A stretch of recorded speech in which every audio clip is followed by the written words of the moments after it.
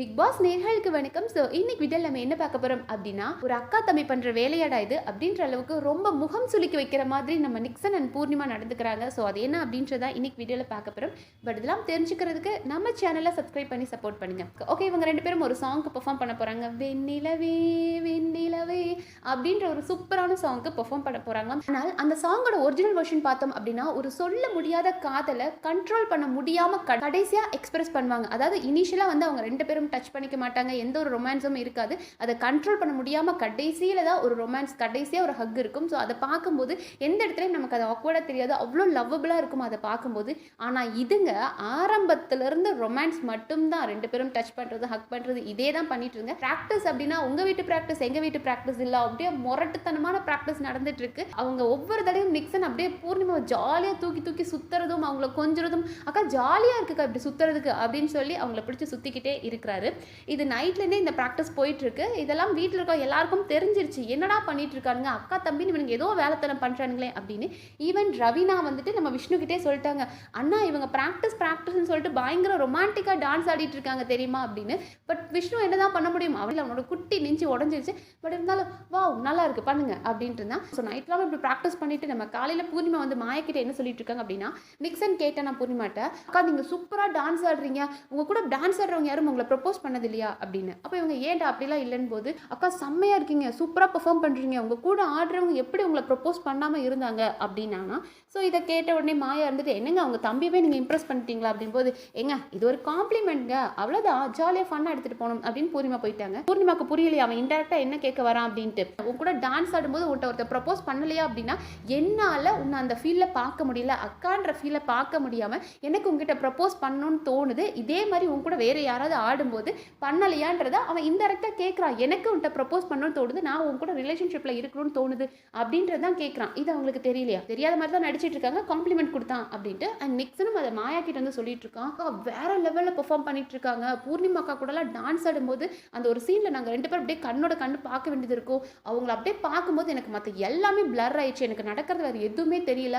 அவங்க கண்ணை பார்க்கும்போது அப்படி ஒரு எக்ஸ்பிரஷன் இருந்தது. என்னை ரொம்ப நாள் காதலிச்ச ஒரு பொண்ணு என்னை பார்த்தா எப்படி இருக்கும் அப்படி பார்க்குறா அப்படின்ட்டு இருக்கான். ஒரு சைடில் பூர்ணிமாட்ட என்ன சொல்கிறான்னா, உங்களை ப்ரப்போஸ் பண்ணாமல் இருக்கவே முடியல அப்படின்றான்.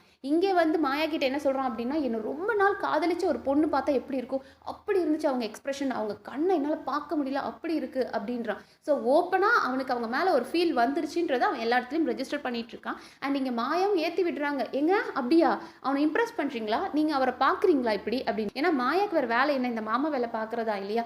அதாவது அவங்க மட்டும் கேமில் ஃபோக்கஸ்டாக அவங்க கேமை விளையாடணும், மற்றவங்களும் வேற ட்ராக் எடுத்துகிட்டு போய் கெட்ட பேர் வாங்கிட்டு இருக்கணும், இவங்க மட்டும் கேம் விளையாடணும்னு நினைக்கிறதா மாயா. அடுத்தது நம்ம பூர்ணிமா கேட்குறாங்க நிக்சன் கிட்ட, நீ எப்படிப்பட்ட பாய் ஃப்ரெண்ட் அப்படின்னு கேட்குறாங்க. அதாவது நீ அவனை தம்பின்ற, அவன் யார்கிட்ட எப்படிப்பட்ட பாய் ஃப்ரெண்டாக இருந்தால் உனக்கு என்ன, எதுக்கு இதை கேட்குறா, உனக்கு செட் ஆகவான்னு பார்க்குறதுக்கா.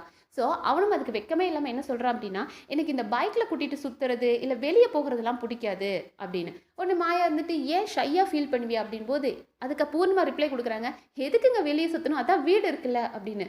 இது டபுள் மீனிங்லாம் கிடையாது, ஜஸ்ட் சிங்கிள் மீனிங் தான். இந்த பொண்ணுங்க பேசுறதுல எதுவுமே டபுள் மீனிங் கிடையாது. ஈவன் அவங்க பேரண்ட்ஸே வந்து முட்டு கொடுத்துட்டாங்க. ஸோ நீங்கள் தப்பாக எடுத்துக்காதீங்க, வெளியெல்லாம் சுத்த வேண்டாம், வீடு தான் இருக்குது அப்படின்னு பூர்ணிமா சொல்கிறாங்க. அண்ட் நம்ம நிக்சன் சொல்கிறான், ஆமாம் எனக்கு இந்த பைக்லலாம் கூட்டிகிட்டு சுற்றுறது பிடிக்காது, பைக்கில் இருந்தால் நம்ம அவங்க கண்ணை கூட பார்க்க முடியாது, எங்கேயாவது ஒரு வெளியே கூட்டிகிட்டு போனால் என்ன நம்மளால் அவங்ககிட்ட சரியாக பேசக்கூட முடியாது அப்படின்னு. ஸோ அவன் ஓப்பனாக சொல்லிட்டான், நான் எப்படிப்பட்ட ஒரு காஜி பாய் ஃப்ரெண்ட் அப்படின்றத இதுக்கு மேலே எவனும் பச்சையாக சொல்ல முடியாது. அந்த அளவுக்கு எனக்கு வெளியே சுற்றுறதோ இல்லை பைக்கில் கூட்டிகிட்டு போகிறதோ பிடிக்காது, உட்காந்து தடவிக்கிட்டே இருக்கிறதா எனக்கு பிடிக்கும்ன்றத அவன் சொல்லிட்டான். அண்ட் இவங்களும் அதை எல்லாரும் சேர்ந்து ரசிச்சுக்கிட்டு இருக்காங்க மாயா பூர்ணிமா. ஸோ நீங்கள் இவ்வளோ நாள் வந்து பெண்கள் பாதுகாப்பு இல்லை, இப்போ பிரதீப் அப்படின்ற ஒருத்தர் உள்ளே இருந்தானா பெண்களுக்கு பாதுகாப்பு இல்லை அப்படின்னு சொல்லி அவனுக்கு ரெட் கார்டு கொடுத்து அனுப்புனீங்க. ஸோ இந்த மாதிரி பெண் போராளிகள், அதாவது பொய்யான பெண் போராளிகளை பொறுத்த வரைக்கும் உங்கள் பக்கத்தில் ஒருத்தர் உட்காந்து உங்களை தடவிக்கிட்டே கொஞ்சிட்டே இருந்தால் உங்களுக்கு அவன் கரெக்ட், உங்களுக்கு சேஃப்னு நீங்கள் ஃபீல் பண்ணுவீங்க இல்லையா. என்ன பூர்ணிமா நினச்சிட்டு இருக்காங்கன்னு புரியல. இப்போ ஒரு டாஸ்கில் யாராவது ஒரு விஷயம் பேசட்டுமே, அவங்க ஒரு அர்த்தத்தில் சொன்னால் இவங்க அதை 10 அர்த்தத்தில் மாற்றி அவன் என்னை இதை சொல்லிட்டான் அதை சொல்லிட்டான்னு அவ்வளோ பாயிண்ட் பேசுவாங்க. ஒருத்தவங்களுக்கு டைரக்டாக ப்ரப்போஸ் பண்ணுறான், டைரக்டாக எனக்கு கூட ரிலேஷன்ஷிப்பில் இருக்கணுன்றதை எத்தனையோ இடத்துல பேசுகிறான். அவன் எல்லா இடத்துலையும் அப்படி தான் பிஹேவ் பண்ணுறான். இந்த டான்ஸுன்னு மட்டும் கிடையாது, அவங்க எங்கே இருந்தாலும் ஹெட் மசாஜ் பண்ணுற, இல்லை சோஃபாவில் படுத்திருக்க அவங்க மடியில் போய் படுத்துக்கிறது, எனக்கு ஹெட் மசாஜ் பண்ணி விடுங்க, எனக்கு கையை அமைக்க விடுங்க, கால் அமைக்க விடுங்க, சொடக்கு எடுத்து விடுங்க, எப்போ பாரு இவங்க ரெண்டு பேரும் இப்போ தனியாகவே நிறைய டைம் ஸ்பெண்ட் பண்ண ஆரம்பிச்சிட்டாங்க. இதெல்லாம் வந்து பூர்ணிமாவுக்கு புரியலையா, இல்லை பூர்ணிமா இதை வாண்டடாக பண்ணுறாங்களா, மக்கள் இதை பார்க்கும்போது எப்படி எடுத்துக்குவாங்கன்றது பூர்ணிமாக்கு தெரியாதா? பூர்ணிமாக்கு மக்கள பத்தி கவலையே கிடையாது. நீங்க என்ன வேணாலும் நெனச்சிட்டு போங்களா, நான் இப்படி தான் பிஹேவ் பண்ணுவேன்னு.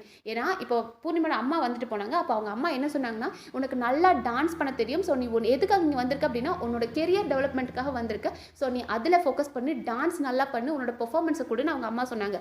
ஏன்னா, பூர்ணிமாக்கு இப்போ இதுவரைக்கும் யூடியூப்ல நல்லா அவங்களுக்கு ஒரு ஃபேம் இருந்தது. ஸோ அதுக்கு அடுத்ததா வந்து அவங்களுக்கு பட வாய்ப்புகள் மேல பயங்கரமான மோகம். ஸோ அதுக்காக தான் வந்து அவங்க அம்மா சொல்லிட்டு போனது. ஸோ நீங்க படத்துக்காக தான் வந்திருக்கன்போது உன்னோட பெர்ஃபார்மன்ஸ குடுன்னு அவங்க அம்மா சொன்னாங்க. ஸோ அம்மா சொன்ன பெர்ஃபார்மன்ஸ பூர்ணிமா இந்த மாரி புரிஞ்சுக்கிட்டாங்களான்னு தெரியல. ஏன்னா கேவலமான ஒரு பெர்ஃபார்மன்ஸ் குடுத்துட்டு வராங்க. இதனால பார்த்து கூட நமக்கு ஏதாவது பட வாய்ப்புகள் வரும் அப்படின்னு எதிர்பார்க்குறாங்களா? ஏன்னா இப்போ சின்ன சின்ன ரோல்ஸ் பண்ணிட்டு இருக்காங்க. ஸோ ஒரு மெயின் லீடா நடிக்கிறதுக்கு நம்மகிட்ட எல்லா டேலண்ட்டும் இருக்கு அப்படின்னு காட்டுறதுக்காக இந்த ரொமான்ஸ் இப்போ பண்ணிட்டு இருக்காங்களா அப்படின்னு தெரியல. ரொம்ப அருவருப்பா இருக்கு. நமக்கும் டான்ஸ் பார்த்துருக்கோம், ரிஹர்சல் பார்த்துருக்கோம். ஸோ ப்ரொஃபஷனலா ஒருத்தன் ஆடுறதுக்கும் ஒருத்தன் இம்ப்ரெஸ் பண்ணி ஆடுறதுக்கும் டிஃபரன்ஸ் நமக்கு தெரியாம இல்ல. ஆனா கேட்டா என்ன சொல்லுவாங்க? நம்ம வந்து ரெக்ரெசிவ் மைண்ட் செட், நம்மலாம் வந்து பிற்போக்குவாதிகள், அதை தப்பா பார்க்குறோம் அப்படின்னு சொல்லுவாங்க.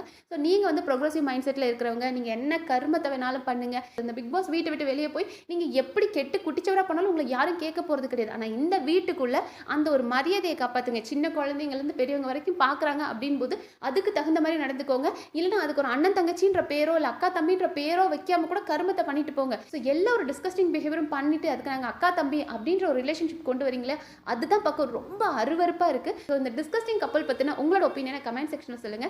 நன்றி.